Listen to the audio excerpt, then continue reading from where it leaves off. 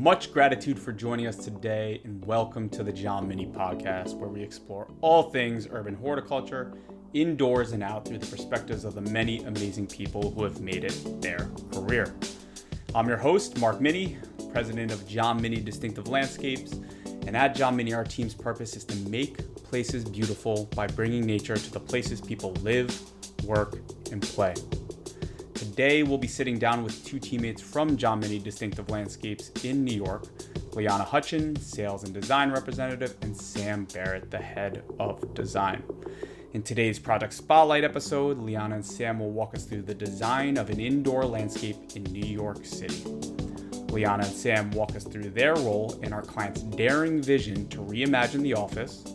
We'll share insights into developing a weird and wild design concept. We'll discuss some material and plant selections, the challenges that arise in the world of landscape contracting and design, and of course, they'll share some lessons learned.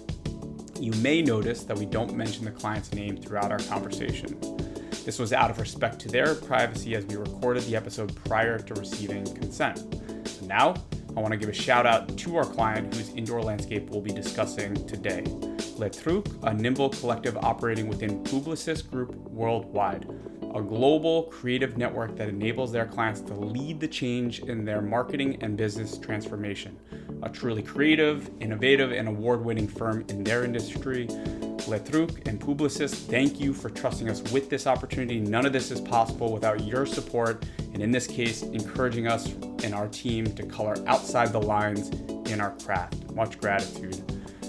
Without further ado, let's head over to our Project Spotlight conversation with Liana and Sam.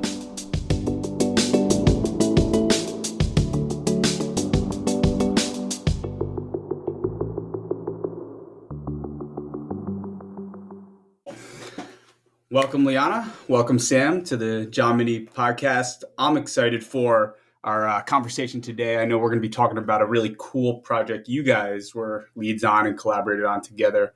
Also, you guys are just two of my teammates here at John Mini. You're both incredibly talented.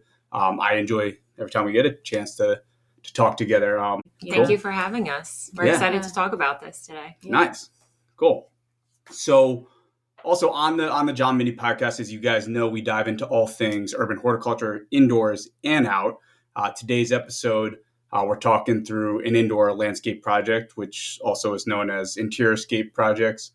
I'm going to leave the context of the project to you guys in a second. I will share, I don't know if you guys were going to say this at some point, that this project did just recently win an award at one of our awards galas. It won a platinum award in the design category for International Plantscape Awards. So that's pretty cool. It's the highest tier of awards outside of being selected as the single top project of the year, which they only give out a couple of those diamond awards. So highest tier platinum award winning project. So that's exciting, right?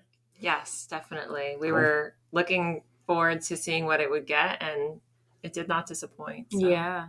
And not only that, it also won Fast Company Innovation by Design 2023 finalist in the workplace design category. Yeah, I think you said that, yes, right? That's I pretty did, cool. yeah. So you found what organization is it? So it's called Fast Company Innovation by Design. That was the category, perhaps. But the Google and Adobe were also at that same level. So nice. Pretty cool. It is pretty cool. We're going to have to share the specific links to those award, programs on the show notes for sure. So definitely. Check it out. And among others, there's other awards here that they won, but that was, those two I think were nice. Pretty cool ones. Cool. So talking about award-winning project, why don't you guys start off by just giving some context on this project and also what your respective roles were? Sure. So they reached out to us to kind of come up with this design for landscape on one floor of the building. Mm-hmm. And the company itself, I guess I should start there, is a global communications agency. So they do ad campaigns, digital marketing, branding, that kind of stuff. But they also have a lot of some subsidiaries within the company. as well. So this specific floor was kind of like a creative collective of different talents. And it was also mentioned that it was a prototype hub for like a new way to work and the future of work. Oh, cool. So we were brought in to kind of design the landscape into this really cool futuristic workspace. And we were super pumped about it. Obviously it's different from our typical jobs that we get involved in. Yeah, it was in Soho, so it already kind of set the tone for this funkier kind of vibe. And yeah, the whole floor was really this huge creative hub with a lot of collaborative areas and then some also smaller, more focused areas as well. For our listeners, Soho, which is a neighborhood in New York City. Yeah. Definitely like a high end, but also like a really, I don't know, like fashion forward, like hip place to be in New York City. A lot of shopping. Yeah. South of Houston Street. Yeah. Cool. And so one floor, we're talking about one floor commercial like workspace. Now I didn't know that piece of it. Like that's kind of epic that you guys were part on this project and they were kind of trying to reimagine the workspace, I think, like, almost a blueprint for, how we can work in commercial settings going forward. Yeah. So that's pretty exciting, especially like this juncture. I think everyone's talking about like, how do we reinvent the workplace and like, should people be back in offices and all that stuff. So that's kind of cool. I didn't know that was like kind of a feature or a goal of this space for the client at the end. Yeah. And timing with the pandemic was really interesting. I don't think that was really, the pandemic itself obviously wasn't planned, but the timing that this work happened, I don't think was planned around the pandemic and reimagining it in that aspect. So the timing of it all is just interesting. Oh, cool. So it was like, this was like in the works already. And then it was like, oh, well, even more important to be like rethinking the workspace. Right. Cool. Yeah. And it's really cool also to mention that we were brought in at the early stages, which sometimes landscaping can be considered like an afterthought. It might just be some plants that you want to add onto after, the design is done for the space. But in this situation, we were part of the initial planning for the build out of this space, which obviously we love as a company because we get to have a little bit more say in what makes sense and how we can best work in a landscape as opposed to trying to ad hoc it onto something that's existing. So we really appreciated that opportunity to kind of be in the conceptual phases. Can we walk through the space itself? So we're talking about one floor, right? One like office floor. Like how large is this floor? Which spaces within the floor are we actually like working on? Sure. So it is one floor, but really it's a variety of different workspaces within that floor. Cool. Because the goal of the whole design, really, not just the landscaping, was to have different breakout spaces for the users to be able to have different opportunities depending on the projects that they're working on. They have, like deprivation of like areas where you could go in and it's completely soundproof and there's nothing in there, just so that you can really focus on something and not be distracted by outside sounds and objects and people. And then they have areas that are, super high energy where you want people collaborating and getting creative, and they have a lot of contrast and colors. So there's really this large variety that is built within the space so that it could be multifunctional. Cool. So that's like general context on the project. I guess I'm going to go back to your point on getting brought in early with the client, which is, again, such an important point. Like how long ago were you brought in? Like what was the duration? How long was the total process, I guess, with the client? And maybe just starting with like, how did you even first connect with the client and did we get involved in this project? Yeah, and that's important because we really connect with our projects in all different ways, as you both know. But this one came in through our website. We were reached out by them directly by the client. It was in March of 2021. So the pandemic was still pretty prevalent at that point. And it's funny because I actually just looked at the message, and it was such a brief description of what they were looking for. So, and I said this to Sam earlier, but this whole project that we're going to dive into just came out of like this tiny sentence, like, hey, we're looking for, That's awesome. someone to help with design and maintenance of plants. And like, that could mean anything, I'm not that excited at this point. Yeah. Like, tell me more. This is a pretty cool project. Yeah. So that's when it started in 2021, early on. And then the whole process was like, probably about 2 years up until completion. So it was a long journey, but a great one. Honestly, there were so many different parts that we could dive into, and we're still going with them. Like they have, projects that, we're diving into with them, and it's all really cool, creative stuff. So you never know what's behind a simple message. Yeah, a great relationship. Such a cool story. You're like, oh yeah, we just need some like indoor plants. Can you guys give us a call? Oh, yeah, we'll give you a call. All right, definitely. Yeah. And I was like, wow, that's a pretty awesome project. Yeah. 2 years, that's awesome, and I think that's really important to highlight. Award-winning projects don't happen like overnight, and like we see the cool pictures at the end, we share those with the industry or anybody, and really only you guys and like us like in it helping design, build it, and then obviously maintain it after that. And the client, right, knowing that a lot went into getting these projects right. 2 years of sweat equity and hard work to put out a cool project. So 2 years, that's awesome. What were those first few meetings like? So you get this message to the website. Right. We get back to them. I guess who was on like the first meet with the client, and what was it like? Yeah, so I got brought in a little earlier than Sam did. But I knew I needed her expertise later, so I did bring her in. But because you got to explore it first, like you're trying to figure out what's going on. Yeah, exactly. Like with the brief message, what are we talking about? Yeah. So the first meeting, we did a walkthrough of this space on site, but it didn't look anything like it does right now. It was the old layout of the floor. With some dusty old offices, and they were trying to revamp it. So it was more of like a meet and greet with the client, like kind of understanding what their plans were for the space, as opposed to like, oh, let's see the space and see what we can do with it at that point. So that was kind of the initial meeting, and then we had a lot of virtual meetings when the architect got involved.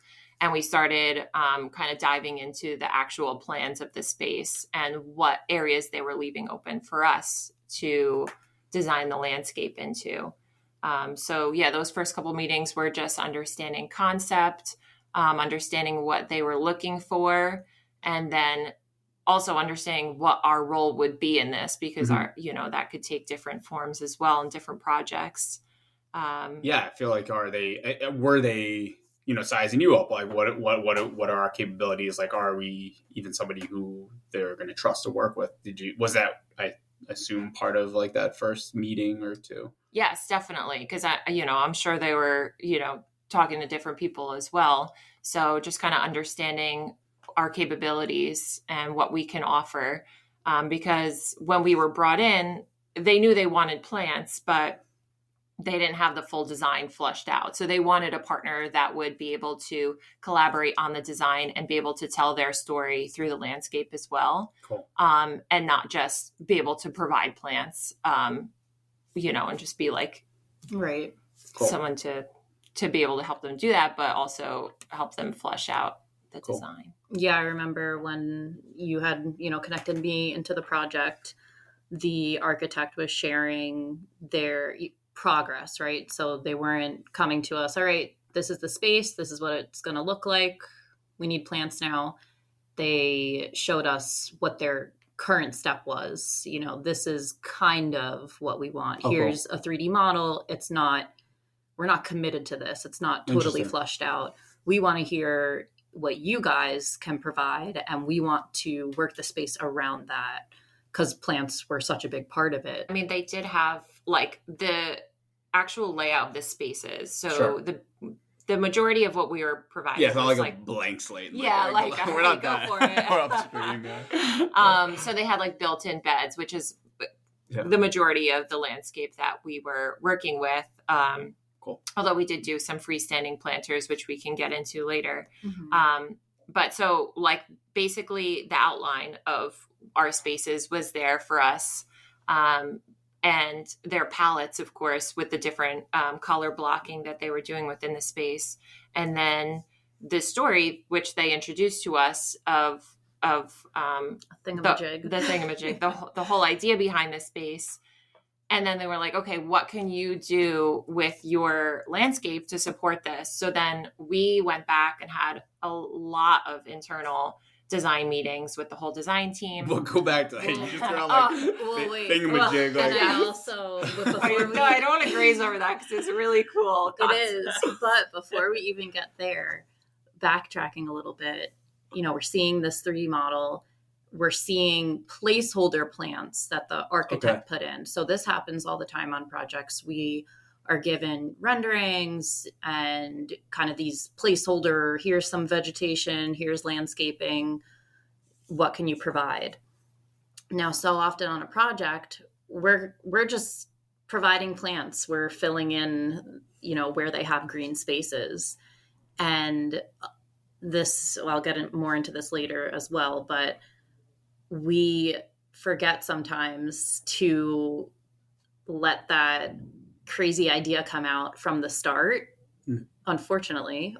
So initially we plugged in plants that filled in their placeholder plants, and they came back to us and they were like, okay, like this is fine, but let's make it weirder. Okay. And then I think they brought out the thingamajig, right? Mm-hmm. So they're like, we want this to be so funky, so creative. We have this little character that's kind of the story behind all of this. And that's where, once they got into that more, that's where we were kind of given permission to get crazier. Yeah, like, let's get weird. Yes, they literally said, let's get weird. I have, as we were looking back through files. Yeah, as we were looking back through files, I had a file that was named Make It Weirder, because that's what they told us. Yeah. Cool. That's interesting. That's also probably like a learning moment. It's like, right, we went maybe right to like, okay, they need plants in their space. So like, let's go there. We're good at that. Like we can probably, create a nice plant palette for where they envision plants in their space. Mm-hmm.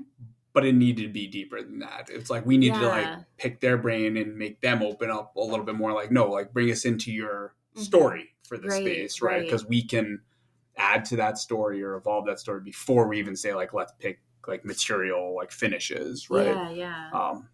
Cool. And like, being a creative person, me and my team we often start with those crazy ideas and we got kind of pushed down and at times, right? They're like, what are you guys talking about? Yes, and we're like, all right, let's feel a little bit less crazy. We have to peel back and then it's like, okay, we can put plants here. So it was a moment where I'm like, wow, how did we get here? We're creative people. Like we should have, from the start matched their level of weirdness. Sure.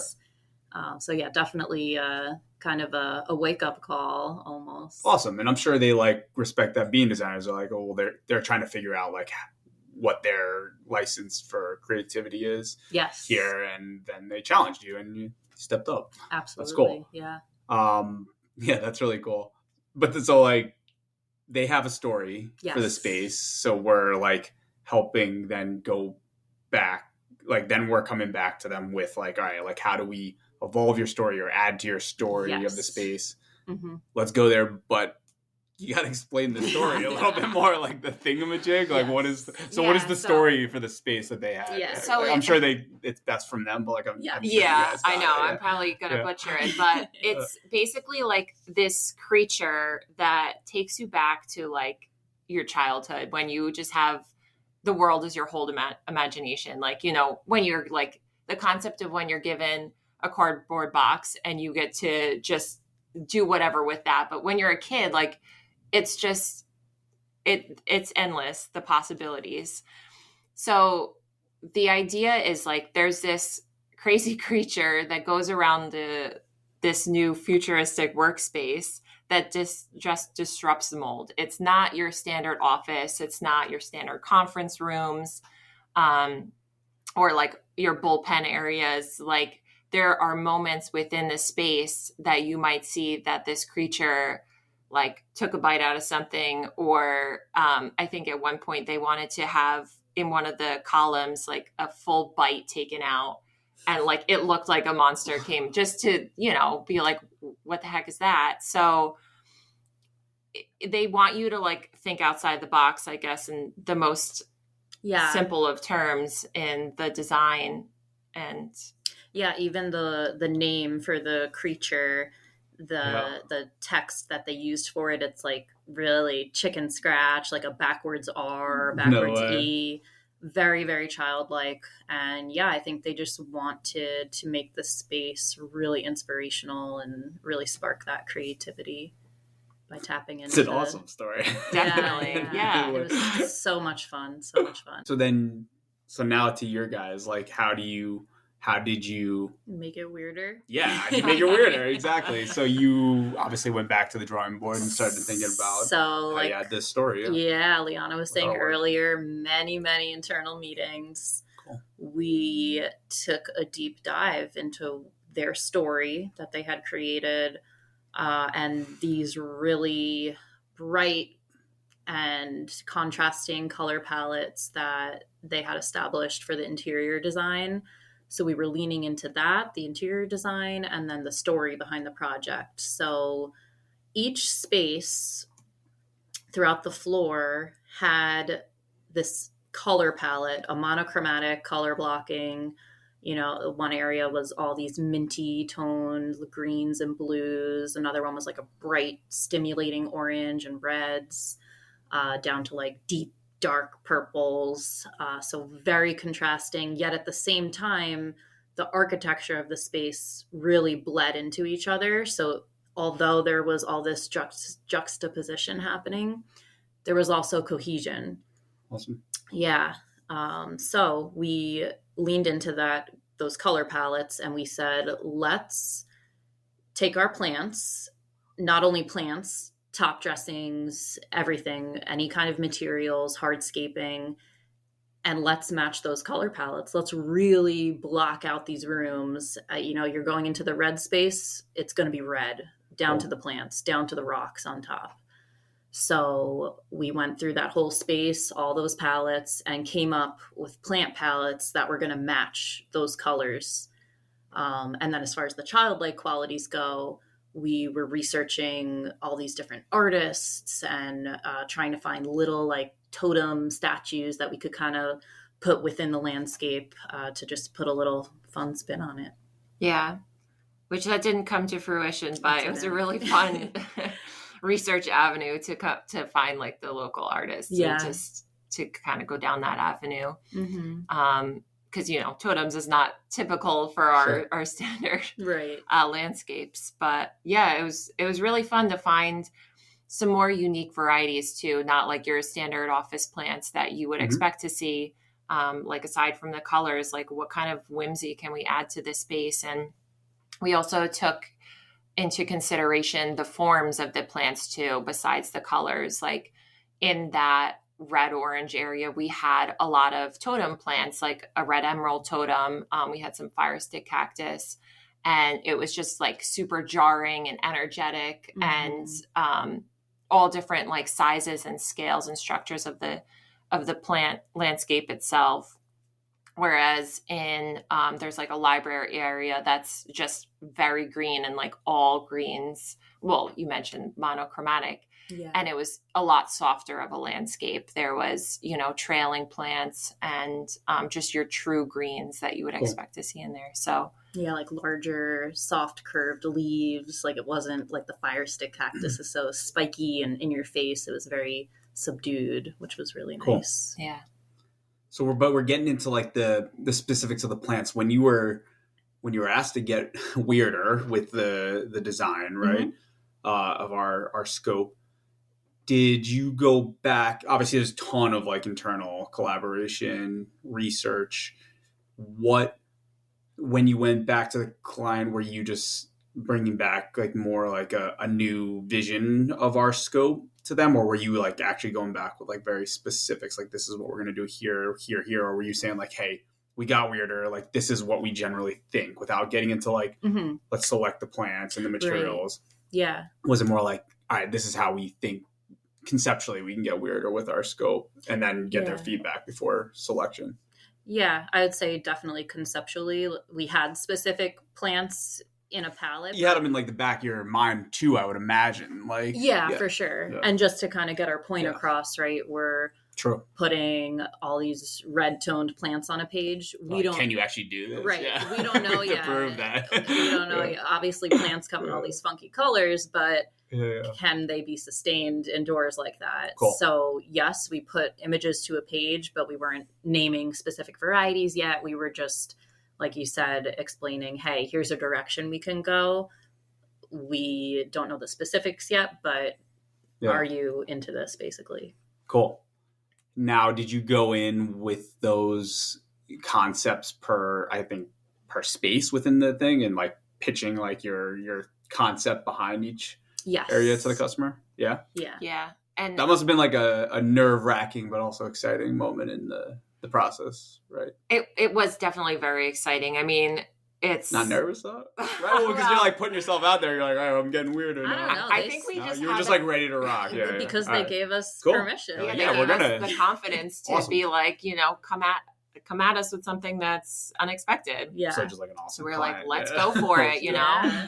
So we did put those like conceptual palettes together. I mean, we had to make sure it was feasible ourselves. Can we get plants in all these different colors too? So we had to do a little bit of research on that front end as well. Like, no, we weren't necessarily being like, oh, here's plants X, Y, and Z that you're getting, but we had to make sure that there were actually plants that would fit that mold. So we had those palettes. We gave a few examples of what we were thinking for those spaces, and just like the overall concept that we would put in.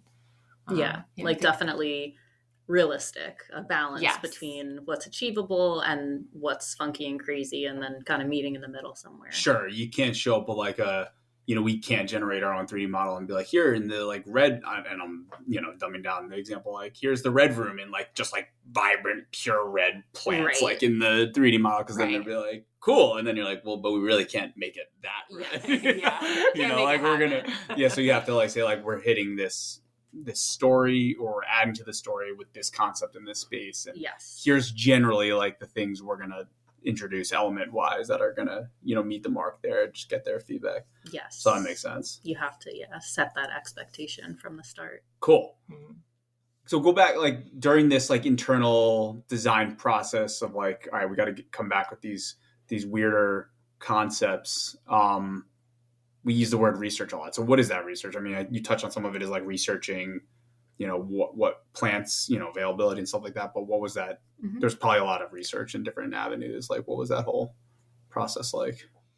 I mean, it was a whole collaborative of, was there like 5 of us maybe, cool. That would meet pretty regularly, and on the John Mini team. On the John, the internal side. So no, and that's important, like, because it's, you guys obviously were like champions of this project, but it's always like, it takes a village, as they say, right? But like, which other roles were involved in those 5 or so people, right? Yeah. So, I mean, it was primarily myself on the sales side, and then the design team. And then we also brought in our horticulturists, because obviously that's important. We want to make sure, like you said, what we're actually the concept that we're trying to get across is feasible.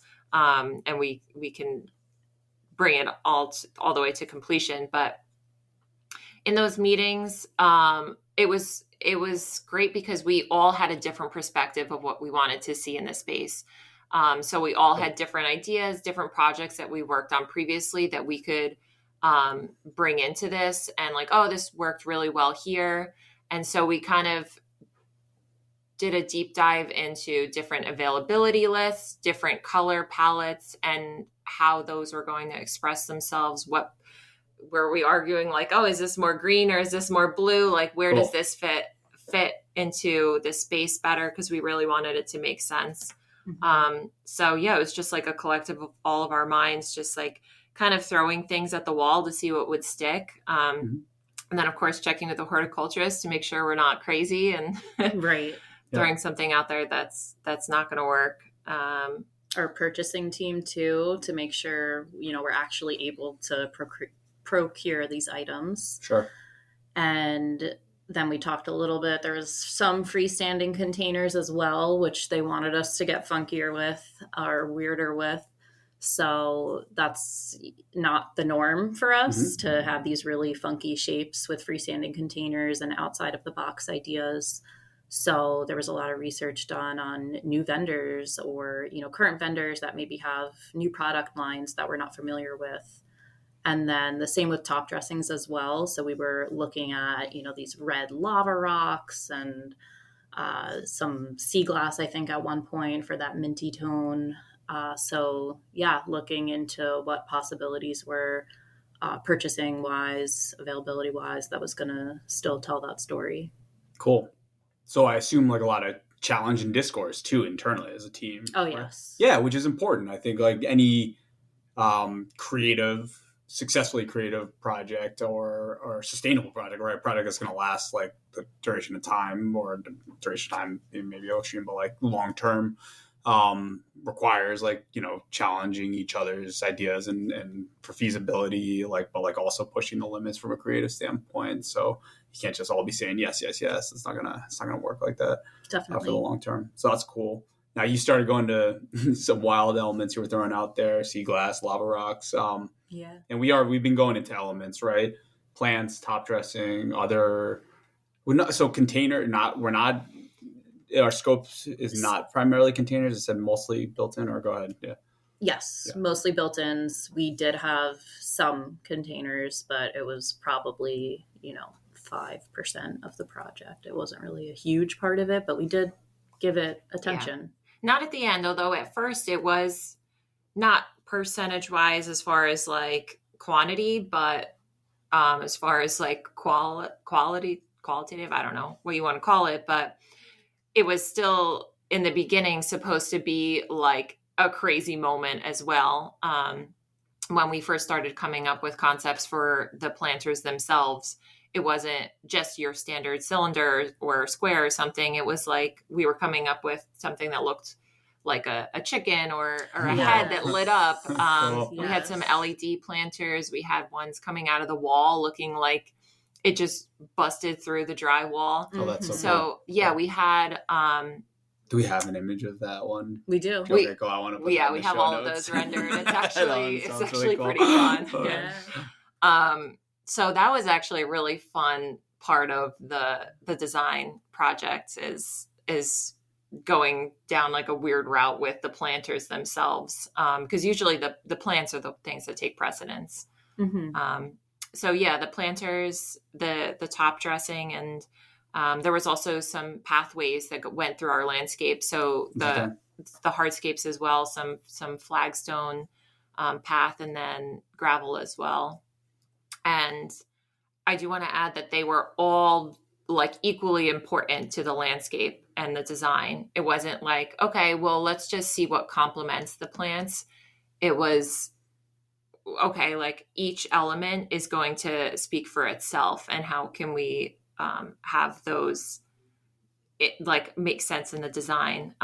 Yes. That's a really important point. It is. Like a great design, especially like in the indoor landscaping industry, I think it can be like, oh, it's just like the top dressing. It's not like an afterthought. Let's just get the plants and the containers, right? Like and this is beyond that. There's built-in planters. You guys are doing some hardscaping, like walk-through path in this indoor landscape. But no matter what size the project is, like the details matter if you want to deliver a creative and a great project. And the details all have to speak to the concept of the story, and like all the parts have to work as a whole, right? Nothing's like out of context. So that's a really good point I think you made. Yeah, like even down to like the construction drawings that our design team provided, like the top dressing was laid out by area and very detailed. characterized on the side. Like, this is exactly where you're going to put it and the forms that they were going to take, because it was intentional as well. Intentional, so, yeah. That's a really good word. Yeah. And an example for that, like the paver itself, like let's say in the one navy blue area, it wasn't a square paver that you can just get, off the shelf anywhere. We went to quarries and like hand selected these mosaic outlined pavers that were this deep, deep blue color. So it still, was just as important as the plants and spoke to that story and palette. Cool. Installation. I think when we talk about that, was there like during this process challenges or collaboration internally with your teammates that are going to be installing it? Like, hey, what can we do this? Do we have to talk this through before we pitch this or whatnot? Yeah. I mean, I can speak to that a little bit. So definitely from the design team standpoint, we hadn't really done a walking path indoors before. So that was something kind of new. Like maybe we did some similar stuff, but this was kind of in conjunction with the millwork. Like we designed, like we said, like we designed the build up to have to like walk on it too. Yeah. Cause sometimes I feel like we've definitely had projects where like maybe the architect, now like let's design the landscape around this. We already like structurally built this walking path through it. But here's like, hey, we want to integrate this. You guys just got to get on it. Yeah, sorry. Definitely. Yeah. So we were a big part in, telling them what depth the pedestals need to be at, where they need to go. But so internally, I and the design team consulted with our projects supervisor, because he was much more familiar with pedestal systems and, how that worked, and had the experience to be able to collaborate with us and show us exactly, like he would kind of chicken scratch out, okay, here's how this would work, outside. Here's how we can adapt that to an inside landscape. So we definitely went to him as a resource, and he was able to point us in the right direction. And then we were able to make scaled drawings based on what he was providing. Cool. Yeah. And I'm not like, hey, pushing you to go like deep into like the technical execution of it. But I think it's just, I just want to like lean into that point of like, making sure all, even, we talk about multi-disciplines outside of our firm, like aligning with the designers and the client's vision, but also internally with our different disciplines of like, project execution and sourcing and design and horticulture all have to be aligned for success. Mm-hmm. Cool. Were there a lot of things you didn't get to design into the space because of horticultural challenges and care longer term? And like, how did that go? Does that make sense? Yeah, no, definitely. And like smile, you're like, I wanted to use this plan or this material, but they wouldn't let me. And it's an important question for this project because we were really going pretty wild with the plant palette here. Yeah.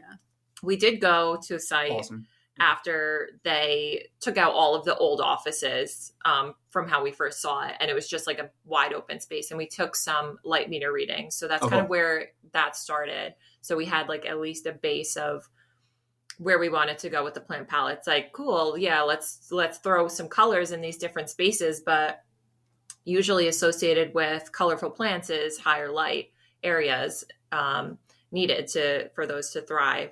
So do we even have access to that? So, and maybe I'm just throwing this in on a tangent too, but we did have large discussions about landscape lighting too. So that was a whole path that we brought in a vendor that we're familiar with to be able to accomplish these things. But we met with, obviously, like we said, our chief horticulturist to discuss what was feasible given these light meter readings. How they were going to be installed in the space, how far they were from the windows, was there going to be landscape lighting there to help supplement the natural light. Mm-hmm. And then also bringing in, like Sam mentioned, the purchasing side, like what is actually available here? Because like we mentioned, this is a 2-year process. So what we wanted to, or what we pitched at the very start of it might not be available anymore. So finding different growers that had these products. So yeah, it was definitely a horticulture challenge. There was a few items that we probably had to nix because they weren't available. Mm-hmm. And then there was a few items that we really pushed for because we hadn't mentioned this, but we had 2 highlight plants, not highlight as in like the actual lighting, but like we wanted key feature plants. Key feature plants that we wanted to have in 2 of the different areas that we actually had landscape lighting pointing up at, because they were just like these giant, beautiful sculptures basically within the landscape. So those 2 in particular, we were like, we need to get this plant. So Alocasia regal shields, and awesome. Then we were back and forth between a silver thatch palm and a Bismarckia, very, very similar. I honestly forget where we landed. I think there's a Bismarcky, and it is. It is, right? Okay. Yeah. Because Andrew, our chief horticulturist, sent me a picture of it. He's like, I was like, because I love that palm tree. It's like a mass down like Florida where you'll see it, or any like in tropical area. They're like huge, slow growing, but like wide, like they are beautiful palm trees and like feature palm trees. Yeah. And we went to him to. That's pretty epic to put him indoors. Yes, to say which one can we go with here, and we just kind of deferred to him. He's the expert. We trust him, and he, pointed us in the right direction and told us, okay, if we're going to do this, we need this kind of lighting, use this vendor and place, we're going to have to place the lighting here.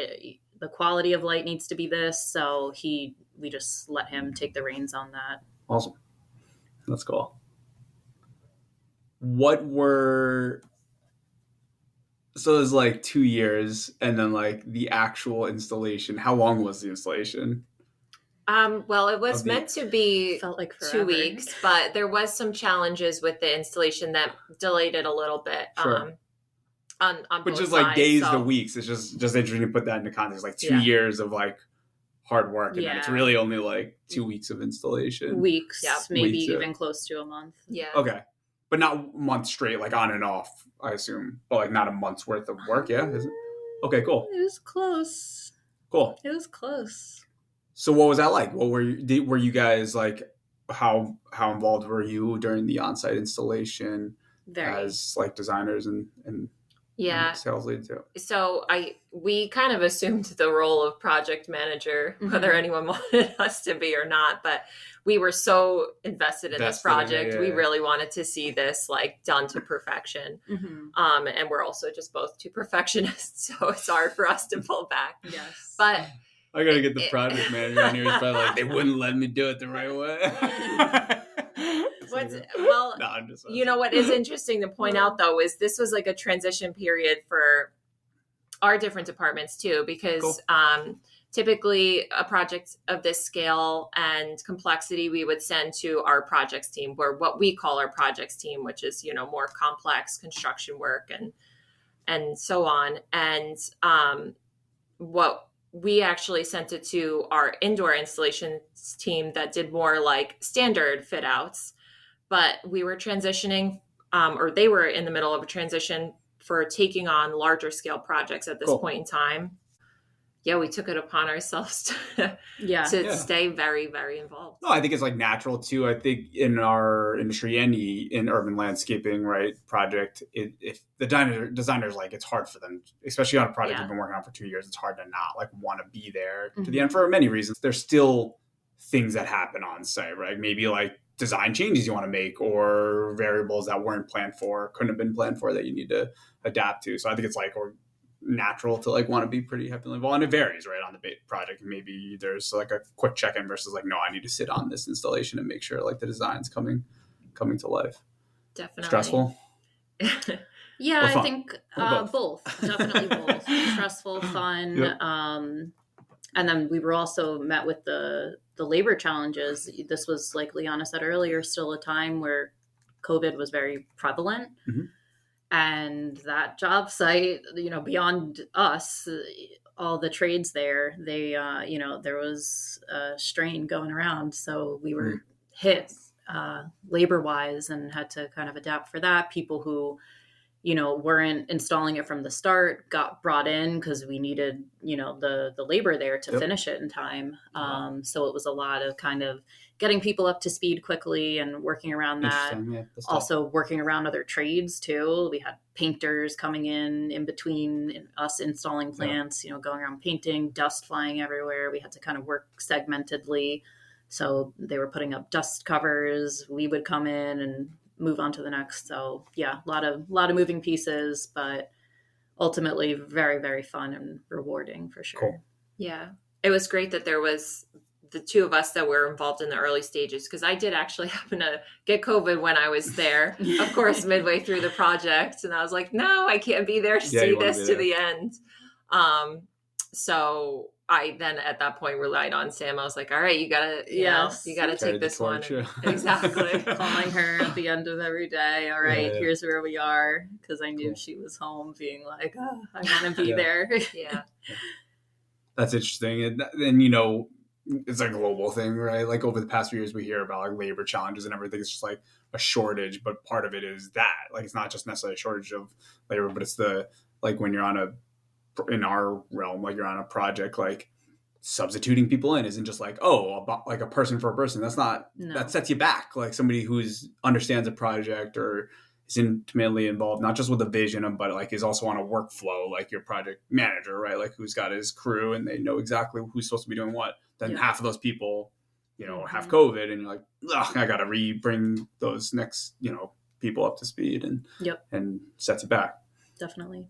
All right, I'm gonna shift to like more, more not very specifics, but like I think overall fun questions about the project. What do you guys feel were some of the biggest challenges of the project? I think one of the biggest challenges is definitely finding the appropriate varieties of plants that would horticulturally work in the space and aesthetically work in the space too. That was definitely something we went back and forth on so many times to find something that fit that balance, and not just be like 100 of one variety, but really, really mix it up and find all those different interesting textures and shapes. And it had to fit so many qualities that we were looking for. So that was a big challenge at the beginning. And then just like making sure that aesthetic was carried through all the way to the end too, like, and not dropping the ball on any of these pieces. Like we mentioned, everything was so important. And I'm glad you just like leaned into the plant selection process. Like, and that's important. It's a common challenge in our industry. Like, hey, what's going to work in the space?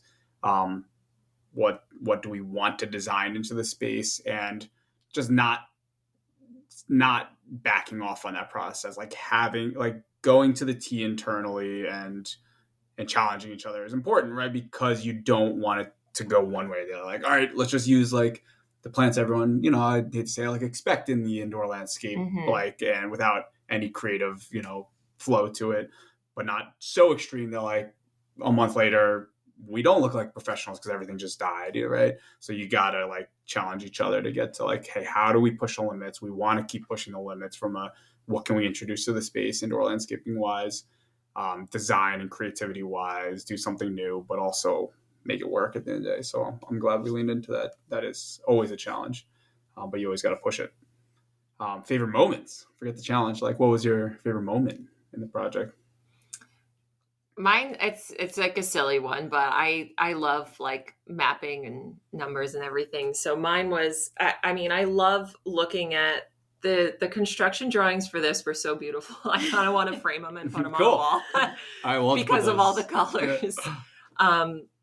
That Sam and her team put together. And it was just so organized and neatly laid out on there. So bringing that to actually installing it, me and Sam were on our hands and knees drawing where every plant was going to go on the fill material, just like mapping it out and writing it and making sure it made sense, like transitioning from paper to reality.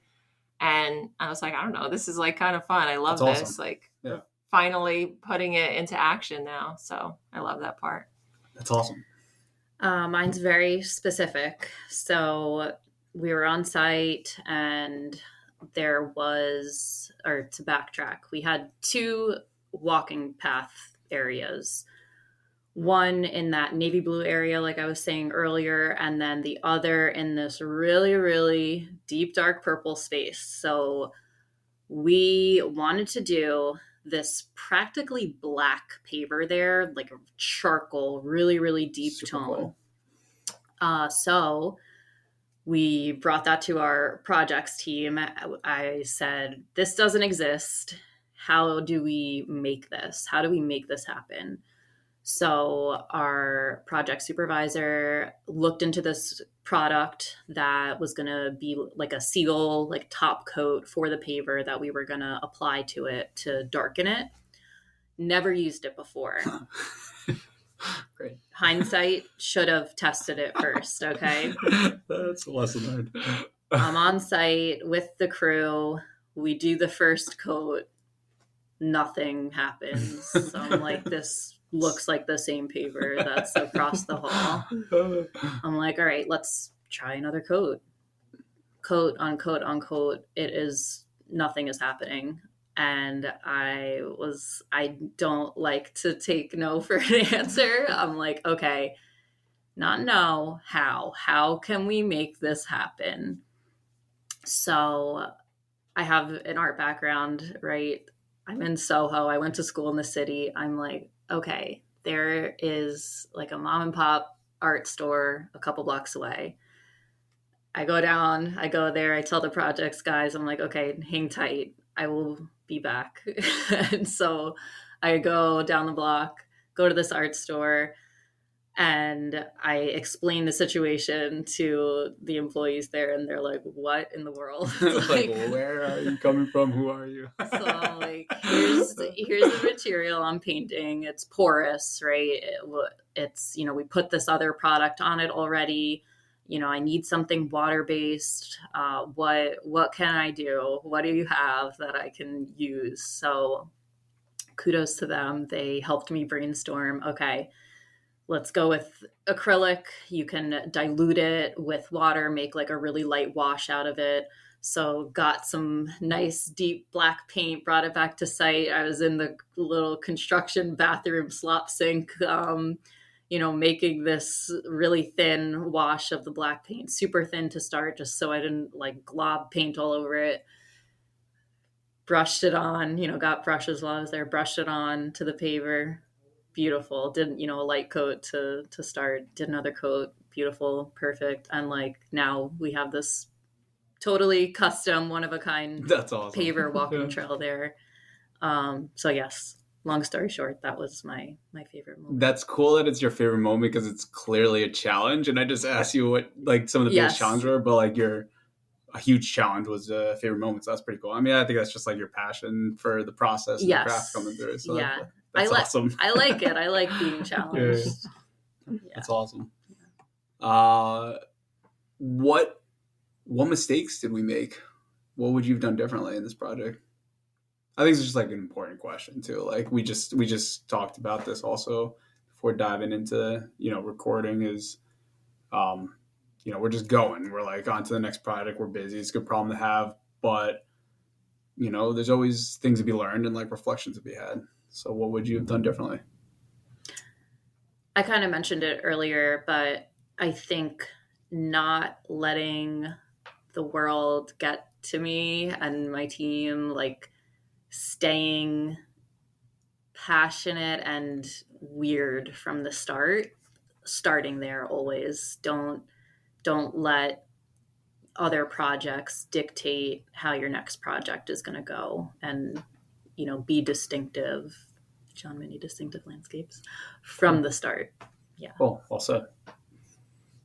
Yeah, I mean, I definitely want to piggyback on that because we're often put in, we have to like reel ourselves in because we want to take every project and go super crazy on it because, we love plants, but maybe not everyone loves plants as much as us. So I think just like getting a better grasp of what the client is looking for from us from the beginning, and knowing what parameters we can work within, because we do tend to kind of hold ourselves back because we are crazy plant people, and not everyone is signing on for that. So just like, I don't know, learning the lesson of what we're allowed to do. No, it's awesome. And it's cool to be like humble like that. I mean, you guys are, awesome at your craft. I mean, we pride ourselves at John Mini, right, to be, the best out there, always crushing it. But we make mistakes, and that's the reality of it. And you gotta like take a minute to like say like share the mistakes, talk about them, reflect on them, so we don't make them again, right? Yeah. That's cool.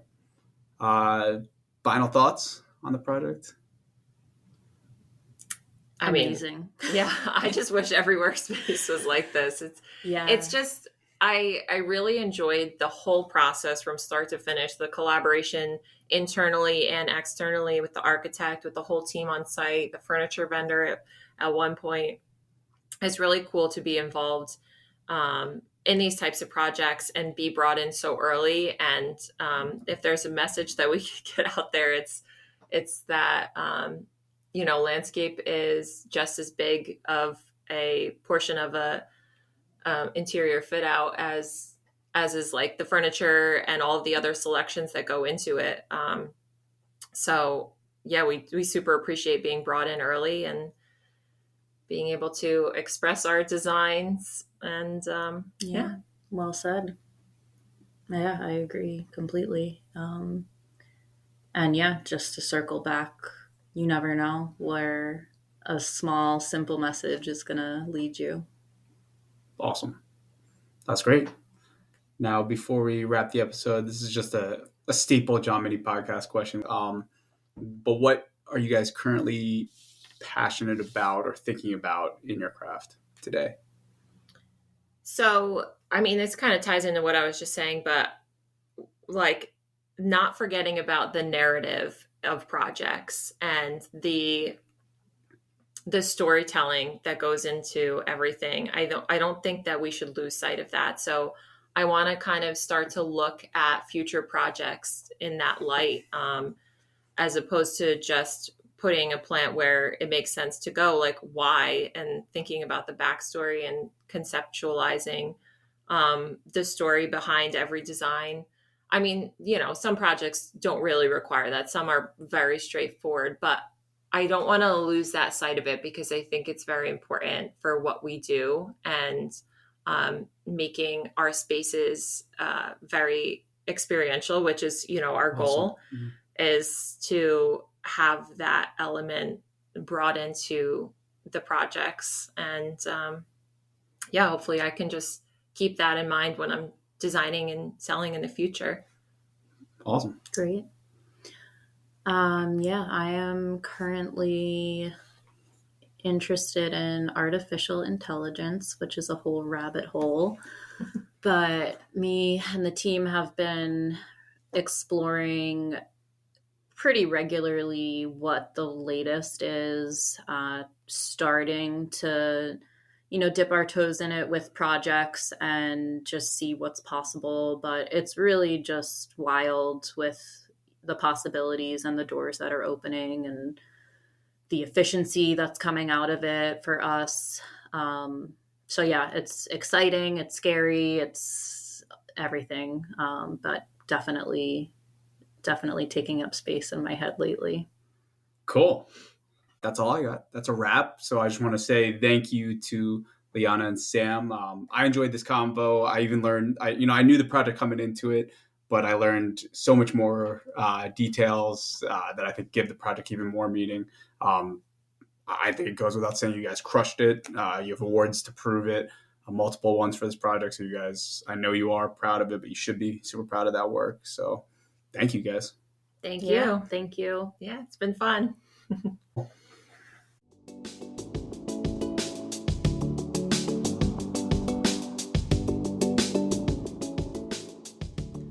Thank you to Liana and Sam for sharing their thoughts today.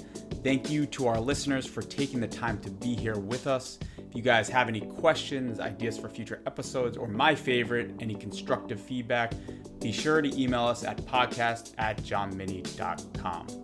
A big thank you to all our clients at John Mini Distinctive Landscapes. You guys enable us to make our passion, our profession. None of this would be possible without your support and vision to bring nature to the places people live, work, and play. And of course, gratitude to Le Truc and Publicis for the opportunity to work on this cutting-edge project. You guys set out to reimagine the office workspace. Mission achieved. The proof is in the awards and accolades that were earned.